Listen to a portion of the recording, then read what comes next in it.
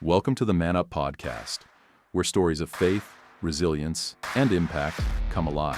In this two-part series, we dive deep with Mark Gregston, founder of Heartlight Ministries. Mark is a counselor, author, and mentor who's transformed the lives of over 3,400 struggling teens and their families. Together, we explore his journey, his heart for relational ministry, and how God's plans often unfold in unexpected ways. Stay tuned for an inspiring conversation you won't want to miss. Hey, welcome to another episode of the Man Up Podcast. I'm your host, Terry Gwaldney, and I'm excited about our guest today. We have Mr. Mark Gregston from Heartlight Ministries with us. Mark is an author, radio host, podcast host, conference speaker, counselor, husband, father, most importantly, a lover of Jesus. Mark, welcome to the Man Up Podcast. Hey, it's good to be with you guys. It really is. I see all the Christmas stuff in the background. Evidently your wife hasn't cleaned it up yet. My wife's already taken all of ours down. So no, we're still celebrating. And good. Well, it's a good thing to celebrate. Yeah, today we're having a white January too. We're sitting under an ice storm. So it was like Christmas all over again. That's cool. Well, listen, a lot to cover today. Excited. It took a little time to spend with us today. I'm excited for the audience to really get to know you a little bit better. Sure. But before we dive into all the things that you're doing, I would really like to, spend just a minute and let the audience get to know the man, the myth, and the legend. Tell us a little bit about Mark and your wife, your kids, your family, and we'll fast forward it all the way up to what you're doing today.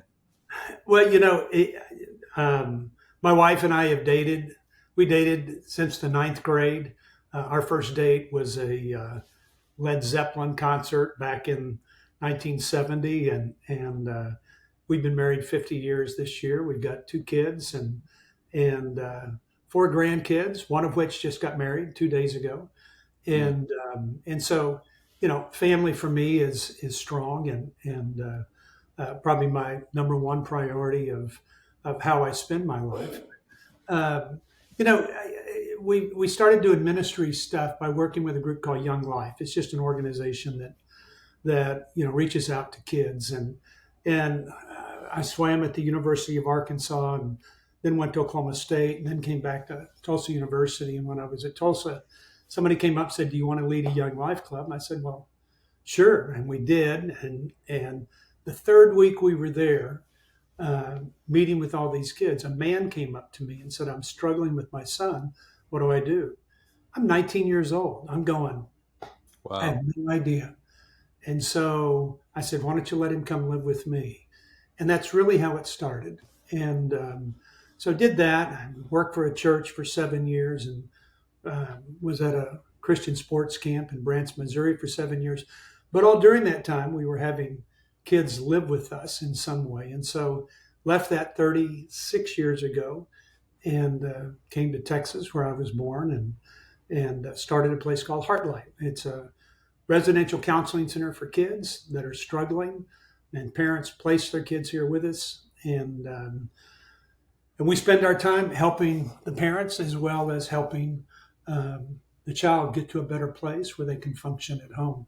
And so we've now had 3,400 kids live with us through the years. And wow. That's why I have gray hair. I mean, I'm really only like 32 years old, but you live with that many kids that are struggling, having a tough time. But so that's been my life. I mean, that's how we've spent all of our time. And I do radio. We're on a couple of thousand stations, and of course, podcast and writing and all that stuff. And so it's been quite a ride. Never anything planned, but God has sure directed our path, regardless of our plans. And so that's been a good thing. So we sit back and marvel at what He's done in the midst of all of it. Wow. There's a lot to unpack there. I want to go back and ask you a question. So at 19 years old, you're having a kid come live with you. Yeah. Talk to me about what that looked like and how long did that take place? I mean, obviously that had to be pivotal for what God was setting you up for. Yeah, and people have always asked me, "Did you plan on doing all this?" And I go, I've never planned on doing anything. I mean, we built a beautiful campus here, and it's, I mean, gorgeous. And they say, well, it looks like you've had a master plan about how this is supposed to look. Like, no, there's never been a master plan. The masters had a plan, and I've always felt, in retrospect, that if he would have shared it with me, I would have messed it up some way. Yeah. So even at 19, leading a young life club, that kid came and lived with us. We had an extra bedroom. I was living with another guy, a dear friend, and he just came and lived with us. I'd take him to school in the morning. I'd pick him up at night. He ended up being the orthopedic surgeon for the Oregon Ducks, and I Wow. mean, but he lived with me for about 4 or 5 months, and then somebody else said, "Hey, I'm struggling with my son. Can he come live with you?" And then Jane and I got married, and we started having different girls, and I mean, kind of alternating guys and girls living with us at different times, and that's how it started. And really, the basis of all of it has been, more of a relational ministry. Is how do we love kids through a difficult time and help them get to a better place? And for some reason, I've always been kind of compelled to work with those kids that are struggling and having a tough time. It's, I don't do well with real young kids, and I don't do well with adults, if you will. I do now because I spend time leading parenting seminars, but my heart has always been for these kids that are just wrestling, having a tough time, and helping them get to a better place in their life. Wow. So, I'm very intrigued by this. I was telling you a little bit off air that, we do a Yeah, camp once a year for men, and, yeah, they'll range from 75 down to 18 years old. wow, And, we see, um, we see the impact life sure, can have on men, and lot of baggage, a lot of pain, a lot of hurt, yeah, most of which was done during these adolescent and teenage yeah, years. yeah, Um, and so now they're trying to, without having a real healthy model, like, how do I prevent that? How do yeah, I become the dad that I wish I would have had to my yeah. kids when I feel so And I ill think, equipped? yeah, and I think most of us that are my age, I mean, at least I turned 70 this week, but most of us would probably say that I wish I could be the dad that I didn't have, because a majority of men did not have that loving relationship. And the one, I mean, I made a comment this morning to somebody that I, never heard my dad tell me that he loved me. And I go, well, Mm. everybody else that's my age, they went through the same thing. And so, so I think they come out of that and not being vulnerable and as genuine. I think that God gives us the freedom to be. And so they have to learn in the process of their kids learning. And we all know this, that unresolved conflict in the teen years, um, is only going to come back to haunt them in the later years, except it's going to affect more people. It's going to have greater consequences, and it's going to be harder to deal with. And so that's where we go. Let's help these kids get through stuff now and Yeah. ensure that they make good choices in life when they pick a spouse, when they have children of their own, when they are involved in a church and start sharing with other people. Let's resolve those things now rather than waiting to a time when people have very little input from other relationships around them. So it seems like what you do outside looking in, you have as much of a ministry to the parents, obviously, as you do Yeah. the kids, because I'm assuming the ultimate goal is to kind of reunite them back into a healthy environment, and acclimate back into that. Is that accurate? Yeah, it is. And I've said many times that I think, what we do is a parent ministry where we just house kids. But yet at the same time, I mean, the kids that are involved with us and the number of counselors that we have and the therapeutic setting and all that stuff we do helps the kids. But we've got to retrain the parents just as well. I mean, to help Yeah. them realize that you've got to change from a teaching mode to a training mode when a kid becomes an adolescent, that you've got to quit talking so much and start listening, that you've got to engage differently, that you've got to have more discussions and not lectures, because lectures don't work anymore. Got to quit making all Mm. the decisions and let your child make decisions. Quit being in control, let them be in control. And whereas the preteen years was about you as a mom and a dad, when a child becomes a teen, it's not about you any longer. This is the most critical time in a child's life as they make the transition from being a child to an adult, that you will have the greatest impact on somebody's life during those adolescent years. And of course, this is where I tell guys, quit playing golf, quit leading everything, quit teaching everybody else how to do things, and invest your life in your child for these next 5 years, for the next 5 years. And then after that, when they're gone, go do anything you want anytime and have a blast. But your kids need that desperately. And it's because we've all said this, and I'm glad that I don't have to grow up in this culture. Well, your kids do. And so this is where, moms and dads and even grandparents have got to learn, how do I engage differently to counter the effect that this culture is having on my child? That becomes Mm. really important. Oh, man, that's so good. Can you talk to just a little bit deeper to men just on that subject? Like, they're hearing that and they're probably resonating. Oh, wow, you're right. Quit Yeah. lecturing, not teach, but train. Can you Yeah. give us some practical resources that they could go to, or some practical tips maybe that speak to Yeah. those subjects? You covered a ton there. Yeah, absolutely. I think that probably in a world that is so internet oriented and I call it fake book, it's interesting to me how what kids long for is genuineness and authenticity.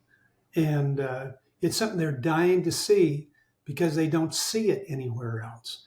And we've had that idea and thought that I can't share struggles and difficulties and hardships and all that stuff. And if you were raised like me, you were raised in a military background where, it's yes, sir, no, sir, yes, ma'am, no, ma'am, it's going to be this way. This is how, and you go, that doesn't work anymore. I wish it did, but kids don't look at authority the way they used to. And so I think it's realizing that instead of exerting your authority, your greatest strength that you can have as a mom or as a dad um, is to have a deeper relationship with your child. And that's Mm. spending time with them and saying, okay, what do I need to do differently during these teen years? And of course, the best way to do that is to ask them. It's saying, hey, this is what I'm doing right, then this is what you're doing wrong. That's never a good approach. It's always saying, what am I doing wrong that I can change so that we have a deeper relationship? And please hear my comment when I say this. It's not being blasphemous. I think the most important relationship that a parent can have with a child during the adolescent years, or a child can have during their adolescent years, is a mom and dad, because they share truth with them, they walk with them, they encourage them, they help them decipher, if you will, the scriptures and how it applies to their culture. And they walk alongside them to be somebody that says, I want to help you get to where you want to go, and I want to keep you from where you don't want to end up. And I think there's a way to do that, but it's shifting our style. And when you shift your style of parenting, it means you probably weren't parented that way, so there's some new things to learn. And I think that's what all parents find, is that the culture's changed, and I might be lacking. And so I spend most of my life helping parents put new tools in their parenting toolbox, and so they can have a deeper relationship and build that atmosphere that's relational with their kids, because it becomes important. Wow. Um, as I said here, listen, it's so obvious that, as much as the teenager who's never been a teenager that's trying to figure out, how do I navigate this, transition, this culture, Yeah. this new responsibilities, the parent is dealing with the exact same thing. What Yeah. worked on me maybe not work, on my son, and I'm dealing with a different culture. And, oh yeah, I have 3 kids with 3 different personalities, and everybody's kind of fumbling through all that. They really are. I mean, the phone wasn't around, the internet wasn't around. I mean, even one of the strongest things that every man knows this, that porn is an enticement, because we're wired that way. I mean, we're wired that way. Curiosity, excitement, adrenaline, dopamine. I mean, we're wired that way. And so now I'm having to deal with that, while my child is dealing with that. Mm. Except for me, it hasn't been around all my life. I mean, I saw a few pictures at a hunting lodge or stuff like that, but I didn't see videos and I didn't see the amount of things that I see. And so it's funny to sit back and go, okay, how do I then encourage my kids? How do I engage with them differently, realizing this is going to be something they're going to deal with the rest of their life, our young boys. And I wouldn't just limit it to boys. I mean, I've met with Yeah. plenty of girls. We have a staff girl that says I was into porn for 10 years. And I'm going, golly, and so I think it's carrying on that attitude that there's things I have to learn. Because a lot of parents say this, I don't need to know anything. I know everything already. And it's not true. It's just not true. And I mean, so the first step above everything else is looking at yourself and say, what do I need to do differently to engage with my child? And this is where you say, Lord, search me, know my heart, and see if there's any hurtful way in me. Am I doing things that's pushing my child away rather than getting them to engage with me? And simply, it may be because you're not a good listener. Maybe you don't listen to your kids. Maybe you control them and make all the decisions and boss them around. And I think it's a shift that's needed to meet the new needs of kids, that becomes compelling for parents to say, I need to learn, I need some new tools. I need to do things maybe a little bit differently. Yeah, it's definitely a mindset shift. Yeah. Boy, that's so good. I think it was Coach Wooden that said, it's what you learn after you know it all that really matters. Hey, And, the older I get, the more I realize I don't know. yeah. And that humbles you. It humbles you to the point that you realize I don't know it all. It was funny. I was at my granddaughter's wedding the other night, and all the songs that were being sung by all the bridesmaids. I was going, I don't know a word to any of these songs. I can tell you the lyrics to every Beatles song and Doobie Brothers and Led Zeppelin and all the other ones. But I sat there and I go, I feel old, but just to watch them be happy and enjoy themselves, then there is a difference. And instead of always trying to be hip and be that man that's strong like bull, that says this is how I have to be, I'm pretty content to figure out that it's okay to be who I am, who God has Yeah. created me to be. That regardless of my plans, I mean, He's the one that directs our path.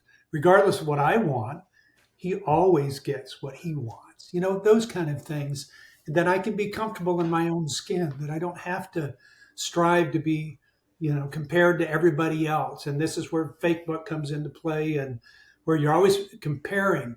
What you need to do is compare yourself to those that are less fortunate. I read a statistic the other day that anybody who makes $40,000 or more, anybody who makes $40,000 or more, is in the top 1% of wealth in this world. And I Wow. go, it just changes. It's giving a perspective to life. We have so much, and it, instead of always playing the game of, well, I got to have more, I got to have more. Look, you're going to give it all away anyway. Yeah, it's all going to be given away. So give it away now to engage in different relationships with people and your own kids, so that you get the benefit of it and they get the benefit of you, which they desperately want and they fiercely need. Mm. Yeah, it's so good. Mark, when did you first realize you had a call of God on your life? I mean, obviously at 19, you were taking on ministry roles. When did you realize there was a call on your life? I don't think I ever realized it. And that's been funny to me. I never realized that there was a call on my life. I think it was the perception and the understanding that God had been directing my life, and And it's two separate things. It's kind of like this. I mean, 36 years ago, we came to Texas and started Heartlight, but it's because I got fired from a job. And that firing from the job was the worst thing that I think that ever happened to me. I mean, I was depressed for months. I was having a tough time. I was going, why would somebody not want me? Why would I do a great job, work harder than everybody else? And what I've come to realize is that that was really the best thing that's ever happened in my life. I mean, besides kids and grandkids and my wife and coming to Christ, and I mean, besides those things, it was the greatest thing that ever happened in my life.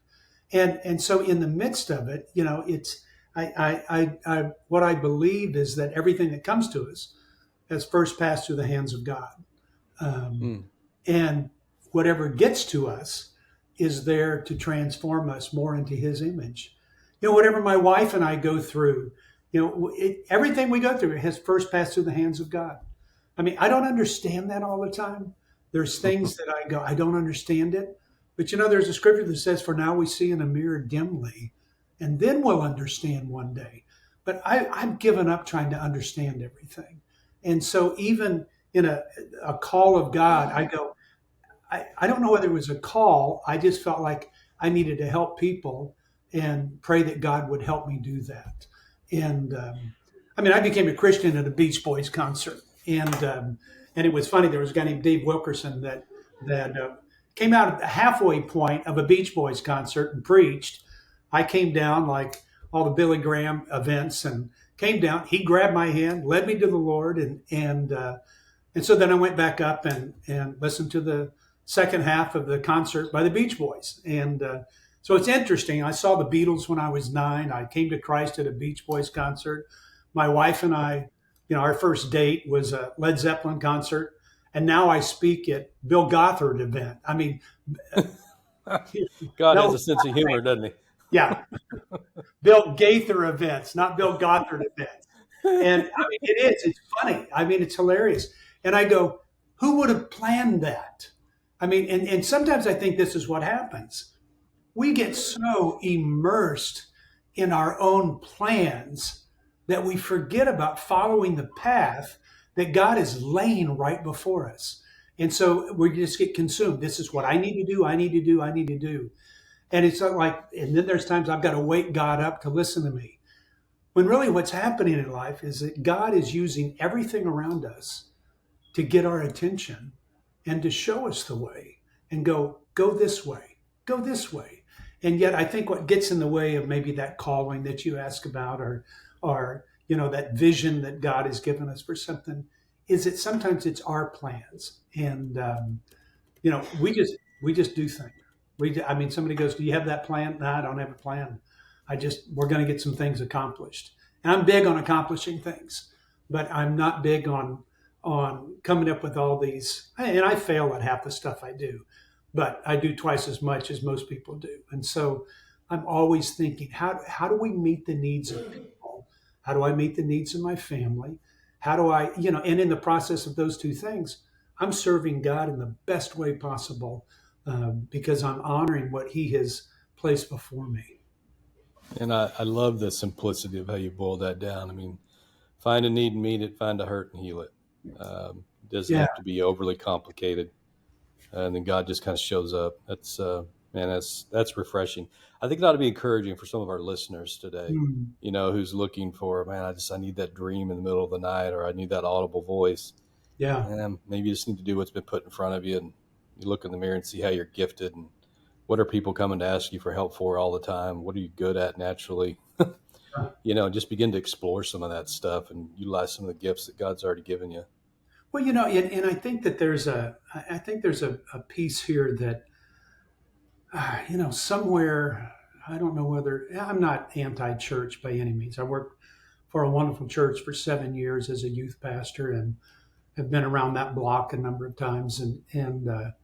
But it's almost as if we get to think that we do have to, ask God to show up. And I go, that's probably one of the greatest misnomers in the Christian faith. When God says, I am with you always, we don't have to wake Him up. We don't have to, get him, hey, spend some time with me. Hey. He's already there. And we get this idea that we have to do that. And I go, or that we have to, I think we make it complicated sometimes when really it's a lot easier. I go to people and say, what do you want to do? What do you want to do? Let's do it. I mean, God's already present. God inhabits us. I mean, he is speaking through us. He's transforming us, every part of us in our being. And he's already there. And so that desire, I mean, where scripture says God will give you the desires of your heart. Well, I think that's because God is a part of our heart. I mean, he's inhabiting our heart. And so that's where you just make it easy. And now you're talking to a 70-year-old guy reflecting on his life. I've been doing this for 50 years. And what I've seen is it's just worked. I mean, when everybody said that it wasn't going to work, when he said, you shouldn't do that, you shouldn't do this, I never wanted to do radio. I mean, and to be heard on 2,200 stations. I never wanted to do it. I loved Chuck Swindoll, but all the rest of them I didn't like. And I just went, I can't do this. And a lady came to me and said, you know why you need to be on there is because people need to hear, what you've learned in parenting. And, it was just out of the blue. It wasn't anything that was planned by any means. Thank you for watching the Man Up Podcast. Make sure to follow on Spotify and subscribe on YouTube. And give us a review in the comment section on YouTube. Thank you for listening to the Man Up Podcast. For more resources on your journey to becoming a better man, check out manupadventure.com. And while you're there, don't forget to sign up to receive our weekly Man Up newsletter for encouragement and tips every Monday. If you haven't attended Man Up Adventure Camp yet, it's not too late. Register now for camp in 2025. We hope to see you around the fire.